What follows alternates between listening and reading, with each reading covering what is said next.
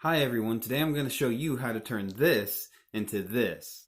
But first, I hope everyone had a great Thanksgiving week. I know I did. Thanksgiving's my favorite holiday, and no, it's not because of the food. It's just really nice to be thankful. I really hope you guys enjoy the light show that I have planned for you today with the Ferrocerium. Cue the new intro.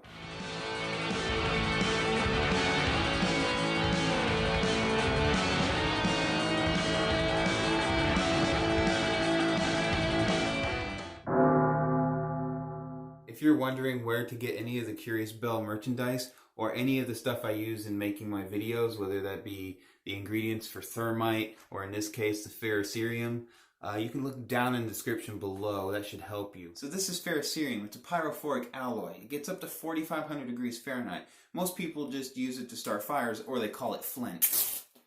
So how this works is when the surface is exposed to oxygen from the air that we breathe, it gets hot.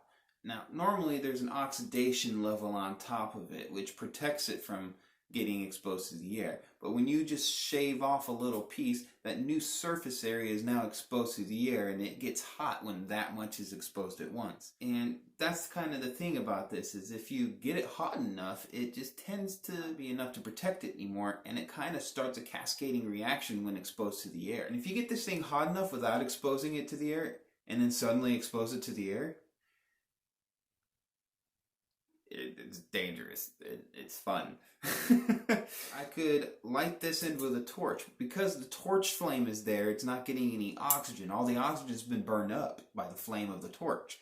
It'll get hot enough to where the oxidation starts to break down.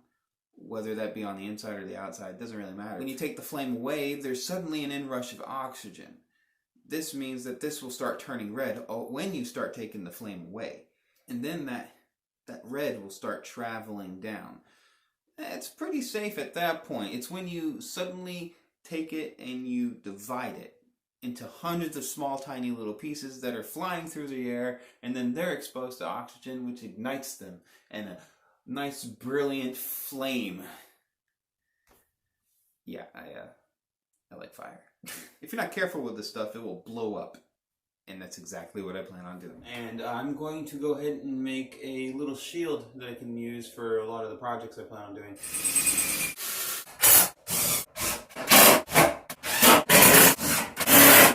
So there's all this firewood here, and I'm going to have to clean it up before I can do my experiments here.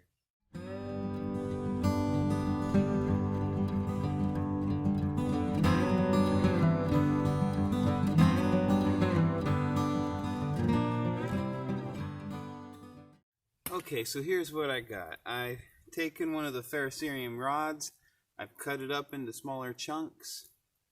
I'm gonna light them on fire and hit one with a hammer.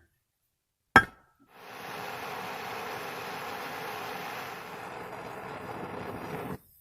that should be enough.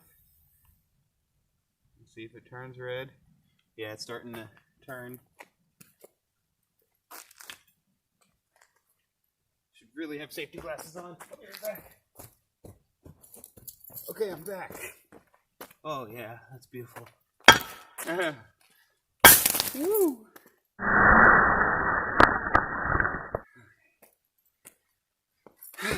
And that's what a small one does. I just have to do that again. Oh, that's beautiful. I almost don't want to stop it.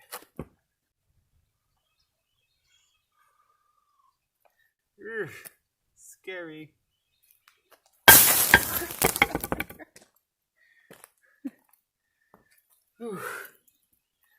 Beautiful.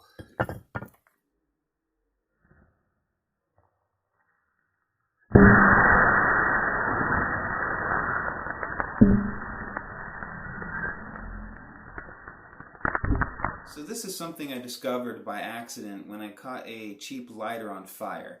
I was probably 16 at the time, and I noticed that when the flame started to die down, the little tiny thing that lights the lighter, I didn't know what it was called back then. It's Ferrocerium, the fire starter, the sparker.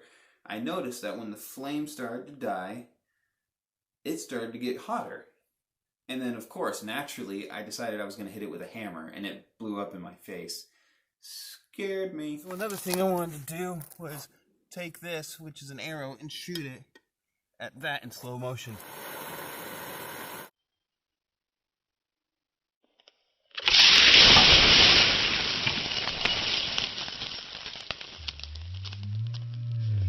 So now I'm going to build a contraption that will drop this hammer like that onto these concrete blocks. And hopefully I can just tie it to a string and do it safely from behind this shield. That's the plan at least. Let's see how it works out.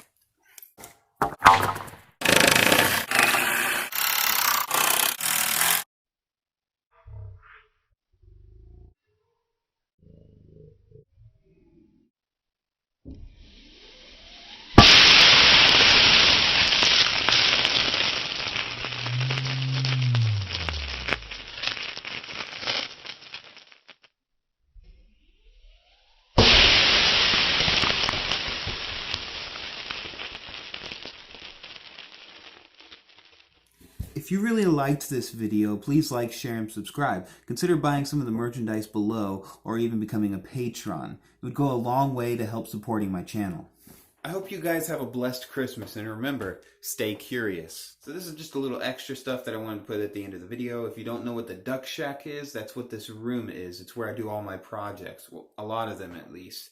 I may do some of them in the shop, but this is called the duck shack because back in freshman year of high school, I was making duct tape stuff, and I was selling that to people, you know, backpacks, purses, wallets.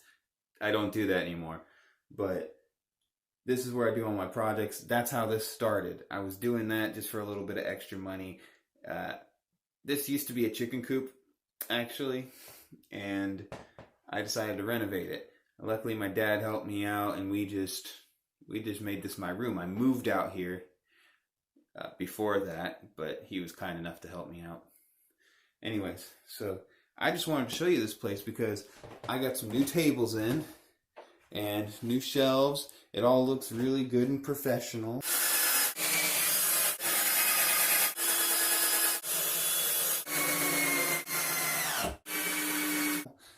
Before, this place was a mess, and that's because I didn't have any room in here to do any of the stuff I actually wanted. I always was making room on the floor, scattering stuff around. I threw about half the stuff that was in here away. It was not relevant to what this is being used for now. So, like that duct tape stuff. But yeah, now I got more room for videos and projects. I should be able to do a lot more editing, because before I had to like clear a spot out for the video to make, and that was the spot I was making the video. But now I can go anywhere as long as I keep it clean. Oh, and John, that's the new AC unit, so thank you. It looks beautiful in here, it really does. And what do you know? It works. It's already really cold though, I don't need to be doing that.